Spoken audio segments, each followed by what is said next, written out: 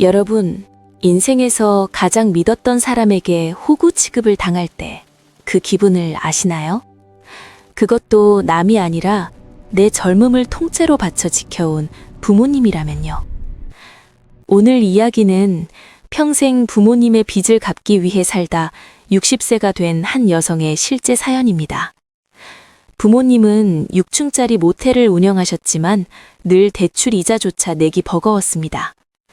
29살, 꽃다운 나이에 오토바이 사고로 세상을 떠난 장남. 그 슬픔에 독하게 변해버린 어머니를 보며 사연자님은 대학까지 포기하고 동대문 시장에서 밤낮 없이 옷장사를 했습니다. 번 돈은 족족 부모님의 모텔 운영자금으로 들어갔죠. 내 인생은 없었습니다. 오직 가족이라는 배를 가라앉지 않게 하려고 밑바닥에서 물을 퍼내는 삶이었습니다. 결국 몸도 마음도 지쳐 파산하고 아무것도 남지 않은 채 가평의 한 객실 청소부로 들어갔을 때 그 처참함을 누가 이해할까요? 다행히 세월이 흘러 땅값이 오르고 형편이 나아졌습니다. 아버지가 돌아가신 뒤 홀로 남은 어머니에게 최선을 다했습니다. 매년 해외로 국내로 효도 여행을 보내드리고 곁을 지켰죠. 그런데 돌아온 것은 무엇이었을까요? 어머니의 따뜻한 고생했다 한마디였을까요? 아니었습니다. 어머니는 여전히 사연자님을 만만한 호구처럼 대하며 막말을 퍼붓고 화를 냅니다. 남보다 못한 행동으로 비수를 꽂습니다. 60년을 바친 결과가 이것이라면 우리는 도대체 무엇을 위해 살았던 걸까요? 어머니, 제가 죽어야 끝납니까? 이 절규 섞인 질문에 대한 답을 오늘 심리학적으로 파헤쳐 보려 합니다. 어머니가 왜 당신에게만 더 잔인한지 그 소름 돋는 3가지 심리적 이유를 알게 되시면 여러분의 인생도 달라질 것입니다. 본격적인 이야기에 앞서 구독과 좋아요는 상처받은 마음을 치유하는 큰 힘이 됩니다. 지금 눌러주시면 당신의 인생을 지키는 단단한 마음의 근육을 선물해 드리겠습니다. 장남 트라우마와 동결된 감정. 어머니는 왜 이토록 헌신적인 자식에게 더 잔인할까요? 그 첫 번째 이유는 슬픔의 고착과 정서적 퇴행에 있습니다. 장남을 잃은 사고는 어머니의 심리 시간을 그날에 멈추게 만들었습니다. 심리학적으로 극심한 트라우마를 겪은 사람은 세상을 나에게 소중한 것을 뺏어간 적으로 규칙 지으며 타인에 대한 공감 능력을 상실하기도 합니다. 이때 어머니에게 남은 생존 본능은 돈과 도끼뿐이었습니다. 사연자님이 동대문에서 밤잠 설쳐가며 벌어온 돈을 당연하게 여긴 것은 어머니의 무의식 속에 내가 장남을 잃었는데 너희가 이 정도 희생하는 건 당연한 보상 아니냐는 보상 심리가 깔려있기 때문입니다.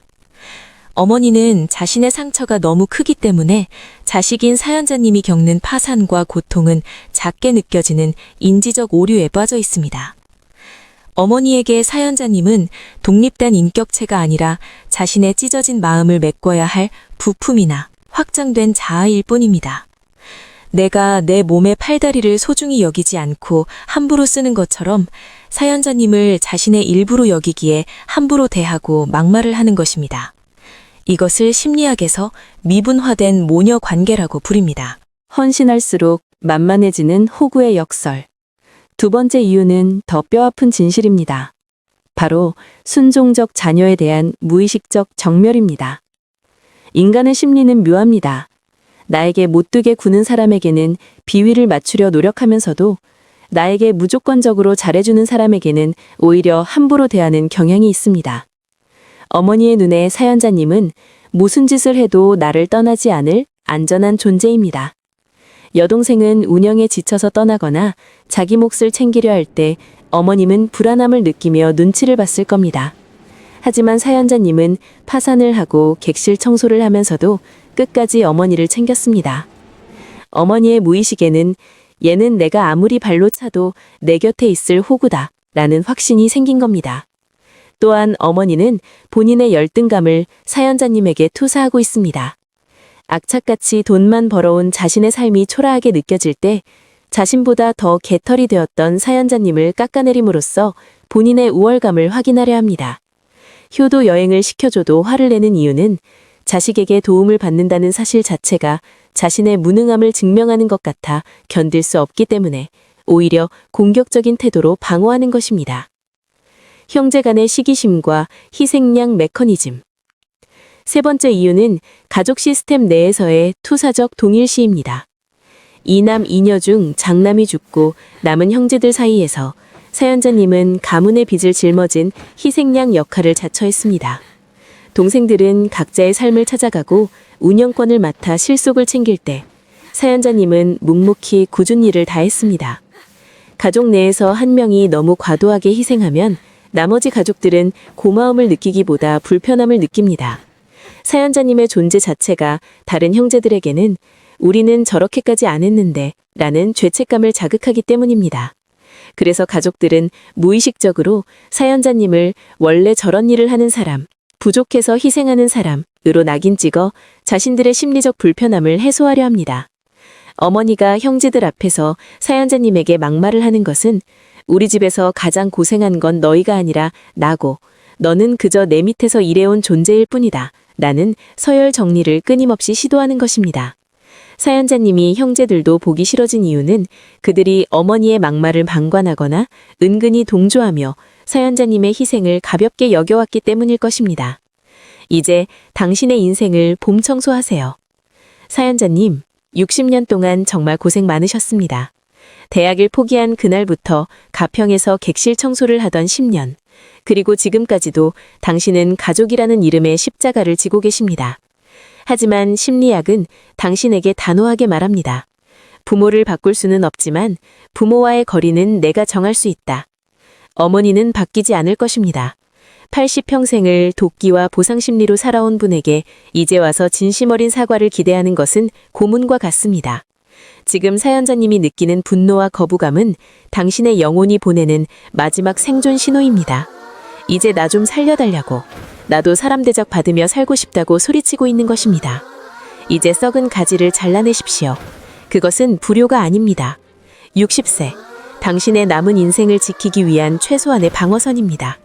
어머니에게 최선을 다해드린 해외여행, 용돈, 수발.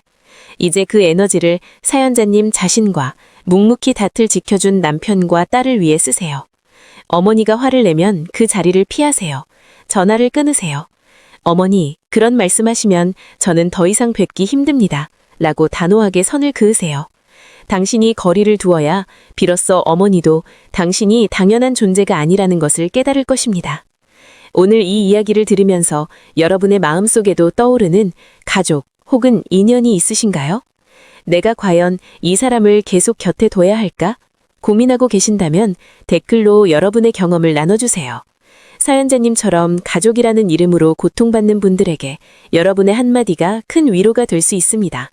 저 또한 댓글 하나하나 읽어보며 함께 고민하겠습니다. 오늘 영상이 여러분의 마음의 짐을 조금이나마 덜어드렸다면 다시 한번 구독과 알림 설정 부탁드립니다. 저는 다음 시간에도 여러분의 삶을 지키는 통찰력 있는 이야기로 돌아오겠습니다. 긴 시간 시청해주셔서 감사합니다. 이제 당신의 인생을 살아가세요.